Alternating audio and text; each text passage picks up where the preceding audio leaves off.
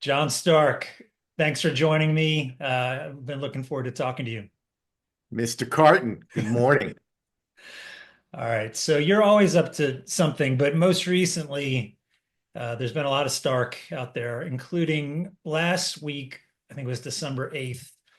You were Right. featured in a 60-minute segment that examined the major impact that the crypto industry had on the 2024 election. And so, Yeah. just so in case anybody didn't see it, we'll put a link to it. But it positioned you kind of on the as like the anti-crypto voice with Brad Garlinghouse, the CEO of Ripple, on the other side. Yeah, I'm the only anti-crypto voice these days as far as the SEC lawyer. I think let me see, maybe on the planet. Because there's quite a lot of money to be made Yeah. if you're pro crypto. There ain't no money to be made by being anti-crypto. Let me make that the primary thesis of this show. Well, that may explain why you were on, but we'll get into that. Yeah. I mean, Okay. so but basically, this positioning put you kind of head to head with the millions of people in the Ripple XRP army, or the people who own the Yeah. XRP Yeah. Yeah. cryptocurrency. And Yeah. from what I've seen on Twitter, I've been following it. It's been a bit of a wild ride for you Oh since that yeah. episode aired. I want to get into that. But before, just I want to let people know, if they don't know you, like about your Sure. background, how you wound up on the show at all. So give us just quickly like Mhm. your background in securities law and at the SEC. Oh, sure. After law school, I went to a law firm for a couple of years. Then I did what a lot of lawyers do. I went to government, happened to see an ad for the SEC Enforcement Division in the Legal Times, and answered it, started to work for the Enforcement Division, really enjoyed it, went over to the U.S. Attorney's Office on a detail for, I don't know, almost a year or so, doing like guns, drugs, and domestic violence, street crimes. Came back, was looking for something different, and they, I helped set up a one of the computers, the first one to ever have internet access in the whole division of enforcement across the hall, and started teaching people how to use it. What year was that? Like 90, 93. I think it was 93. Okay. 1993. It was right after the Netscape IPO, if anybody remembers that. And anyway, so I started seeing that there was a lot having to do with the internet and securities laws, the juxtaposition of business law and technology. And I wrote kind of a white paper on how to do it with one of the best writers in the planet, Dave Gianfrido, who worked with me. I had a lot of great friends at the SEC through my almost 20 years there. Anyway, we wrote this big white paper. I circulated it to like 25 people saying we should really have a special dedicated approach toward this Is this a technology. mission And statement? Was this a mission statement like Jerry Maguire? Is that what was happening here? it was before Jerry Maguire did that. I think they copied me because it was before. Yeah, it was kind of like a mission. It was a memo. And one person read it. I think the 25 other people didn't that I sent it to. But Gary Sundick read it. He was an associate director. And he said, why don't you move over to market surveillance and we can get you a new title. You're going to lose your seniority. So that meant that I lost my window office. So they put me in this dusty old back office. But I got the title Special Counsel for Internet Projects.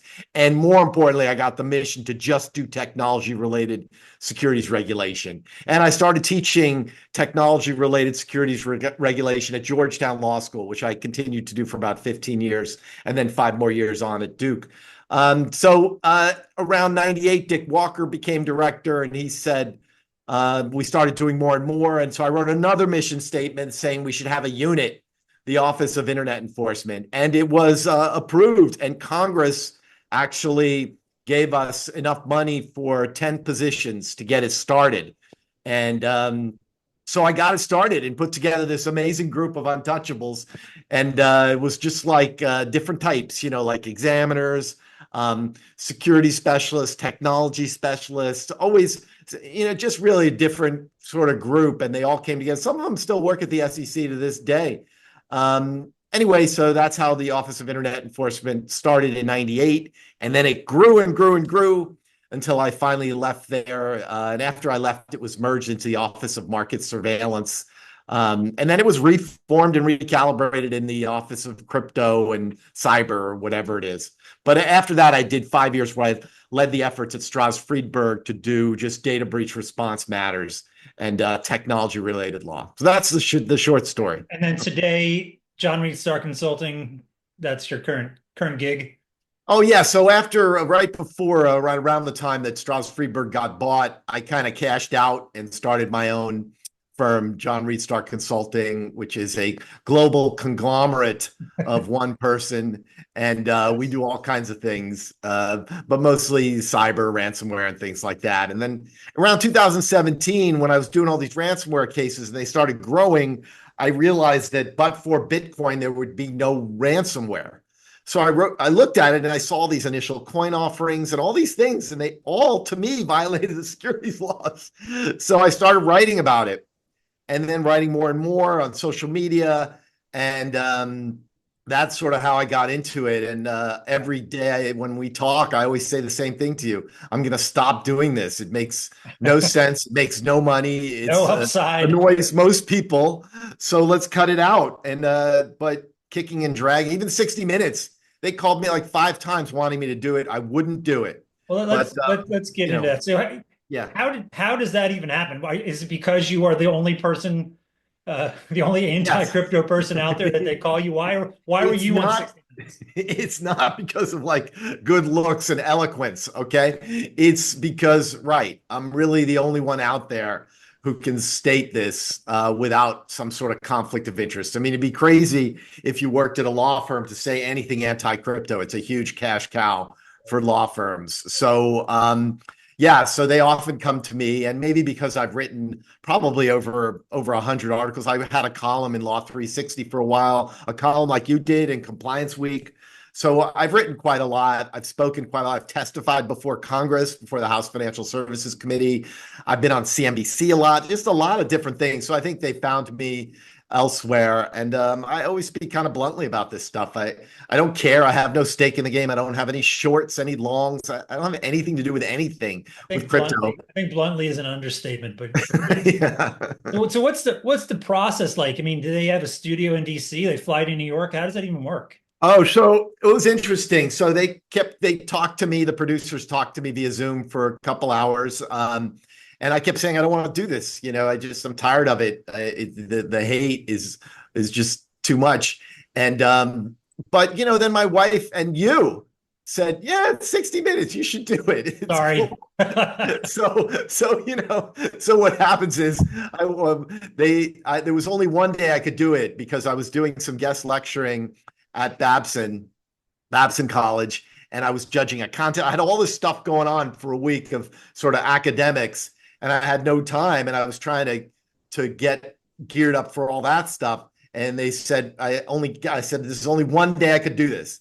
And they said, we'll fly you in, put you in a hotel. So they did that. I went to the 60 Minutes studio, which was really interesting, very majestic feeling being in there. Because obviously our generation, the boomers, we watch 60 Minutes every Sunday with our families, and it has a lot of history. So I felt pretty good about it when I went in there.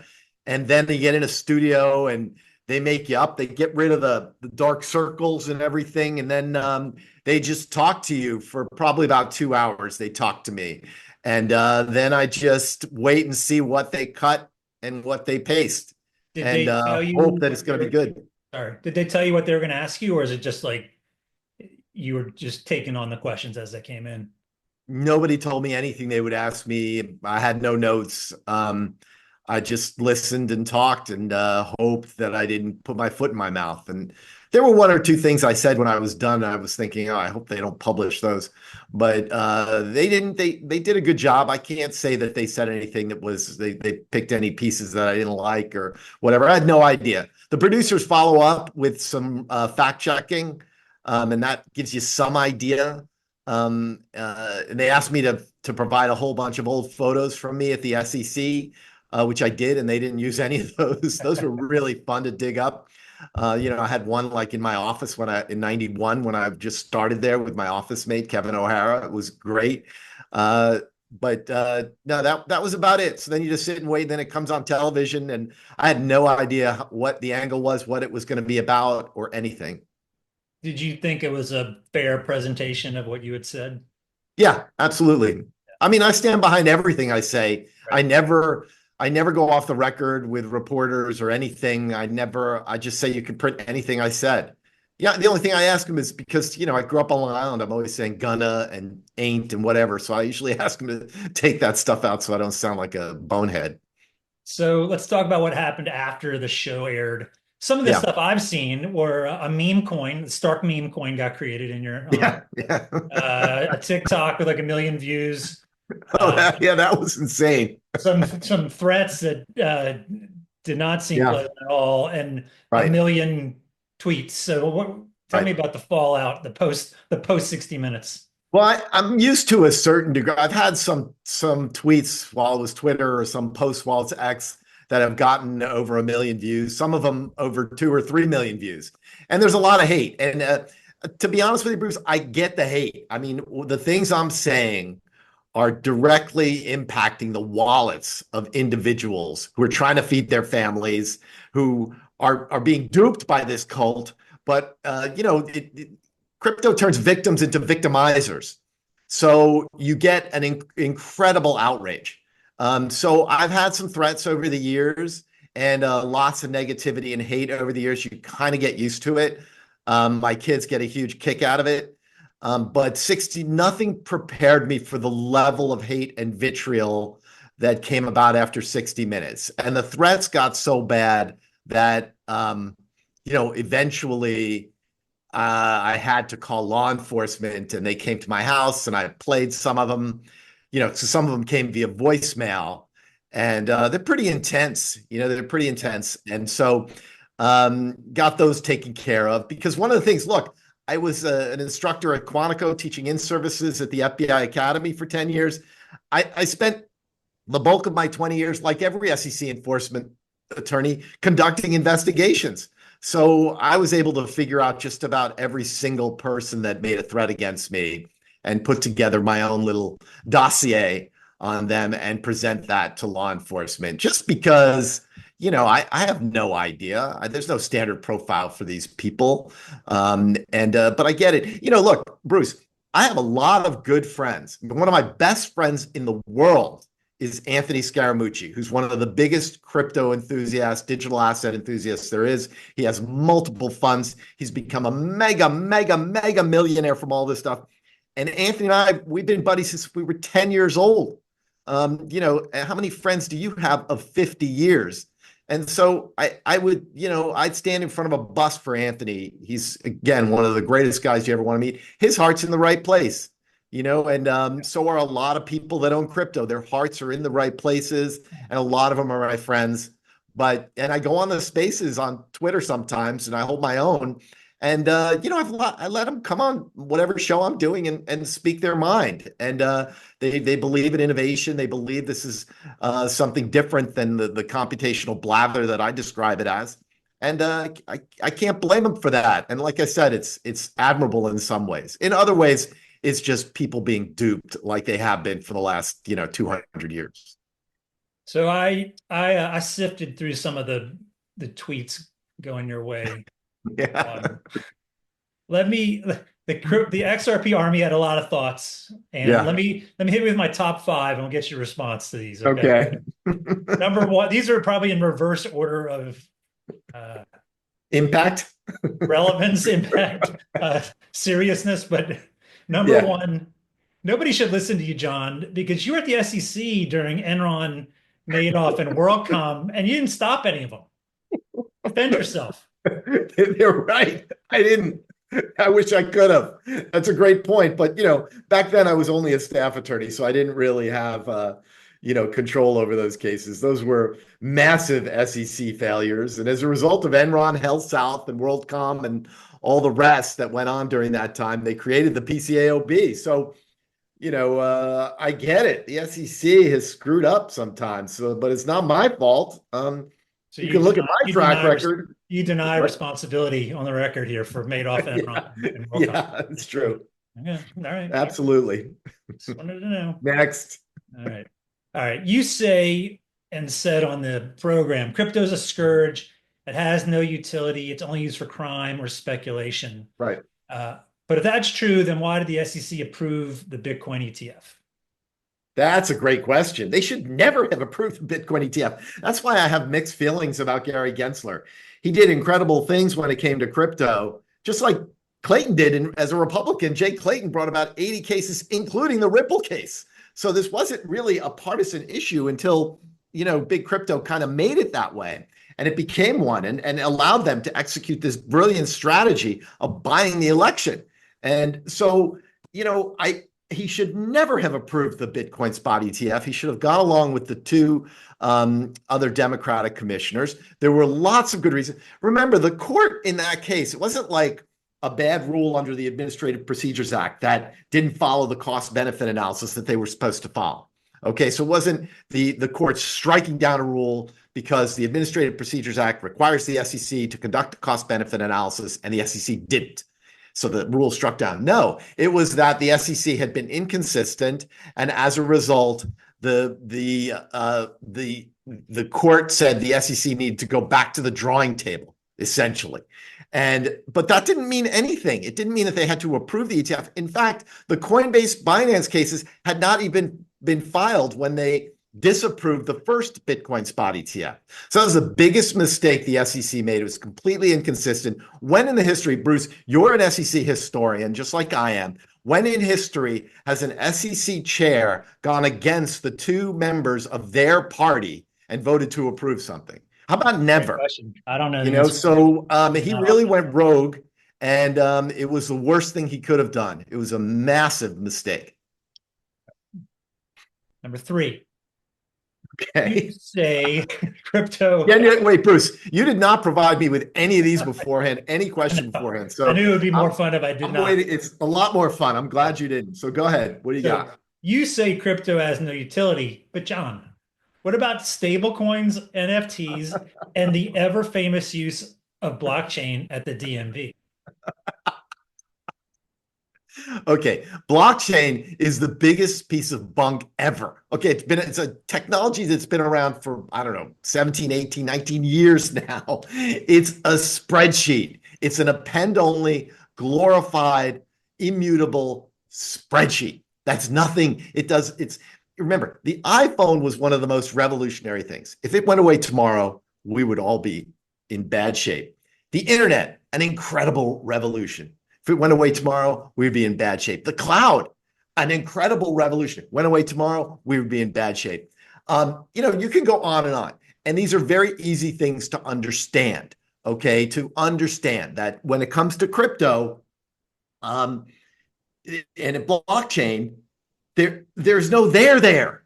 It's not revolutionary. And let me just use one easy example to communicate that. Okay, take Google, Amazon, Apple, Microsoft, Oracle, the greatest spreadsheet company in the world, right? Are any of them doing anything in blockchain? Listen to their earnings calls. Do you hear them say anything about blockchain?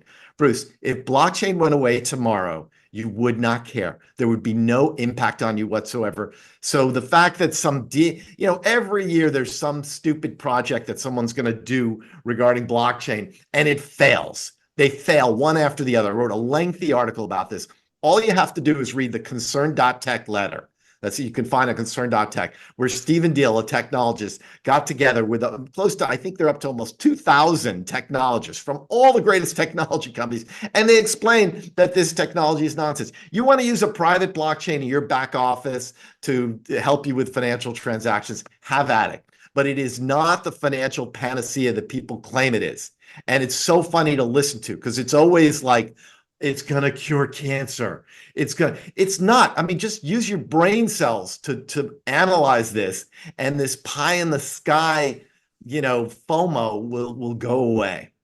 What about stable coins and NFTs? Any comments on that? Well, NFTs. Okay. So you're talking about a hyperlink to the metadata of a JPEG file is somehow going to cure all the ownership woes that we have with respect to technology and appreciate in value exponentially over time because it's so useful.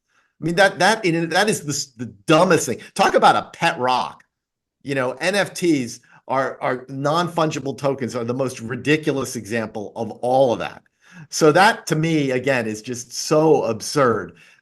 Tether, when do we have private money. It's essentially private money. It is private money, and you can't use it for anything except to buy other crypto, to transfer between crypto.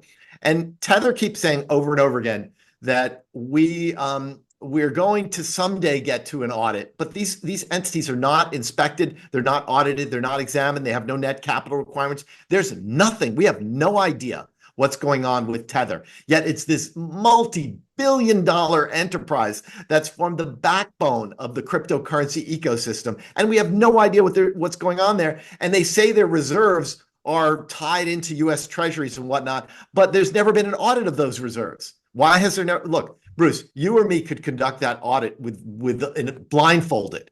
Okay, show me where the reserves are. Show me where the outstanding Tether is. Let me match it up. If the numbers equal, if it's 1-to-1, then we're done, and I can sign a piece of paper that says so. But there's nothing like that. And the best part about Tether is that they say the big four accounting firms are just not savvy enough to do this kind of audit. Well, when in history, Bruce, you've been working with the big four audit firms for all your conferences forever. When have you ever known an engagement partner at a big four audit firm not to take on a multi-billion-dollar company because, gee, the financing is just too complicated? I mean, so let's just get real about what's going on there. It's a private financial system that's completely in the shadows, and no one has any idea what's going on with it. Number 4. One of my favorites. Okay, here we go. You are only against crypto because you are bought and paid for some unidentified party, maybe BlackRock. Defend yourself. Okay. I am not bought and paid for. Never taken a nickel from any crypto. I've had great opportunities to take large amounts of money to be on the advisory board or take on these clients, use my name and my background and my expertise to come in and help them. Pardon me? On the pro crypto side. On the pro crypto. Yeah, exactly. So pro crypto companies have approached me. I've never taken any money from anybody. I won't ever, Judge Sporkin, who was the mentor for both of us at the SEC. I've known the late Judge Sporkin, who was, for those who don't know, probably the most famous securities enforcement director ever, was general counsel of the CIA, became a federal judge, and then had a remarkably successful consulting business after that. I met him first when I was in law school, when he was judging a moot court competition, and I was on the moot court board helping manage the competition. And he told me back then, and he told me many, many times over, if you lie down with dogs, you'll wake up with fleas. So I'm not getting in bed with any of these entities. It's only going to be trouble. And, so more importantly, because I'll take on a client. Everybody deserves a good defense. I'm not talking about the enforcement defense lawyers who defend these companies. I get that. Everybody gets a defense, and the SEC can do a lot of underhanded things during litigation, including during the Ripple litigation, which they did. So you need good litigators defending you, and the SEC is constantly overreaching, constantly. I've been an SEC critic for almost the bulk of my post and my pre-SEC career. So, I sat around with Chair Atkins and his staff, mostly Brad Bondi, talking about all the bad things that enforcement was doing that needed to be changed during Chair Atkins' tenure, the future Chair Atkins' tenure when he was a commissioner. So I get it, but I'm talking about doing work with these companies. So I've never done either, never been paid by anybody, not a nickel, not a penny, not a doge, nothing. Is there even such a thing, and maybe there is, as big anti-crypto? Like, what would that even be? No, there's nothing financially to gain. That's why they bought the election so easily, because these members of Congress are smart enough to know, well, what do I have to gain by speaking out against crypto? The first thing that's going to happen is they're going to finance my opponent, and I'm going to be dead in the water. They paid $40 million for Moreno in Ohio to dethrone Sherrod Brown, and it worked. So the first thing they're going to do is go after me. Then they're going to go after then they're going to finance my opponent. And for what? I can easily cloak and dagger the whole thing by saying, look, I'm pro innovation. I'm pro technology. So I want to see what this technology crypto has to offer. I want to learn about it. I don't want it to go overseas. So there's lots of cover you can take and be completely, pro crypto without really being pro crypto. I think Kamala Harris was a good example of that during her tenure, where she had Mark Cuban and Anthony Scaramucci both promoting her like crazy and representing her as being crypto friendly. But she wasn't near as friendly as the next Bitcoin president, President-elect Donald Trump. Number one, and this is by Yeah. far the biggest attack I saw. All right. I'm looking Twitter forward against to you. this one. So Yeah. basically, during that 60 Minutes episode, you said something like, quote, maybe not a real quote. Courts have said over and over again that crypto is a security, and the judges say it's an obvious call. The response in droves was Stark is deliberately ignoring a court decision by Judge Torres in the Ripple case, where she found that, quote, XRP as a digital token is not in and of itself a contract, transaction, or scheme that embodies the Howey requirements of an investment contract. Busted, Stark, liar. How do you respond to that? Liar, liar, pants on fire. That's what was probably the number one. Well, first of all, I wasn't lying. It's 100% true. Okay, I've read every single one of these cases, and I put it out in a defense to myself where you go through every case. Kick, LBRY, Telegram, Coinbase, Binance. There's so many rivets, consensus. There's so many cases where the judge have been crystal clear about these digital tokens becoming a security. Okay, but if you want to say that an orange is not a security, I get that. Okay, you can win with that strategy. You can say, with that sole thing. Of course, it's not a security. But when you put it together in a package and market it to investors, and those investors are betting that it's going to go up because of the efforts of the people in charge of those oranges, then you've got a security. That's what the whole 33 Act was all about. And if you read the Ripple decision, there's so many things about the Ripple decision that people get entirely wrong because I don't think they read it. It's respectfully to Judge Torres. I think she was mistaken on multiple counts, as does Judge Rakoff and every single other judge that has looked at that decision. That decision was twofold. First of all, when it came to the initial offering of the XRP tokens, okay, the initial offering of them, in that sense, to sophisticated investors, they should have been registered. Okay, because they were securities. So let's protect the sophisticated investors. But when they went into the secondary marketplace, like on an exchange, and they were traded, and there was no privity between the retail investor and the issuer, meaning Ripple, on those transactions. But because of that lack of privity, the retail investors are not protected. Now, that to me is a poor argument, to say the least. When you buy your Apple stock, Bruce, which I'm sure you own, or Microsoft or Amazon or something like that, do you know who the seller is? Do you have a contractual relationship with Apple when you buy the Apple stock? Of course not. So, and also, doesn't that turn securities regulation on its head? That the sophisticated investor gets the protections of the registration of those securities, but the retail investor doesn't? That's madness. So the Ripple decision, the final thing I would say about the Ripple decision that everybody seems to forget is that after the Ripple decision, all the pro crypto companies in their cases started citing the Ripple case as authority that tokens were not securities. Okay, so the SEC immediately sought interlocutory appeal and said, everybody's citing these cases, Judge, we need immediate appeal of this. And the SEC was incredibly confident with their appeal. So with the grounds for the appeal that they had.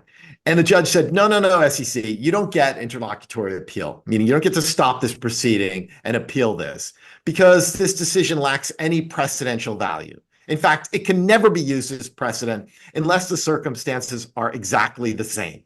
Okay, meaning it's a totality of the facts and circumstances. And Judge Torres said, look, when it comes to this case, it's not precedent for anything except under these specific circumstances. And let's just take this. I think what happened with 60 Minutes, my theory, is that all these XRP Army people thought Brad Garlinghouse is going to go on 60 Minutes, drop an incredible bomb or great piece of news, and the price of XRP is going to go up, and we're going to get rich. We're going to be able to more easily feed our families, more easily pay our mortgage. We're going to get rich. Okay. So that's the essence of why you have the 33 Act, is that if somebody's offering some securities and somebody's selling you something based on the efforts of others that you can get rich from, then that's a security. So the idea that these people were buying this XRP for some of its utilities, some supposed back office financial transaction facilitation, is nonsensical.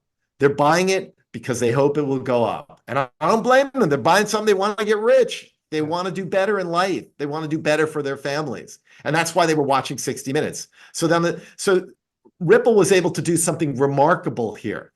They had a product that they were selling, they tokenized it, and they raised billions and billions of dollars by tokenizing that without ever filing a registration statement, without ever even any mention of it being a security, and and instantaneously reaching all of these investors who are more than happy to take it on because they like the idea of the sort of this great fool theory, because there's nothing you can look at in thinking that you're betting that there's someone else who's going to pay more for it. That's what Bitcoin is all about more than anything, is you're just betting that someone else is going to pay more for it. You're not looking at their financial statements. You're not looking at its quarterlies or looking at its management. So obviously XRP should have been registered. And what's the big deal? Register it, sell it to people. Yeah. Why not? What's the big deal? Companies register all the time. They say there was no path to registration. Well, it's not a path that they like, because they have to have audited financial statements and disclose all these things in fair and clear and apparent transparency. They need to do that. What's so bad about that? I mean, I'm a libertarian. I probably voted Republican 99.9% of my life. But what is so bad about that notion? It's a very simple notion. It came about after 29. The idea was, hey, we're going to protect people with the 33 Act. We're going to protect, if these companies do transactions in securities, we're going to protect them. So that's the story. Yeah. So having told the story, after all that, was it worth it? You glad you went on, or do you wish you had just stayed home? Oh, I haven't thought about that. I try not to look back like that, Bruce. I just never do. I think it was Dick Walker who said never look back to me when he was director. So I don't. I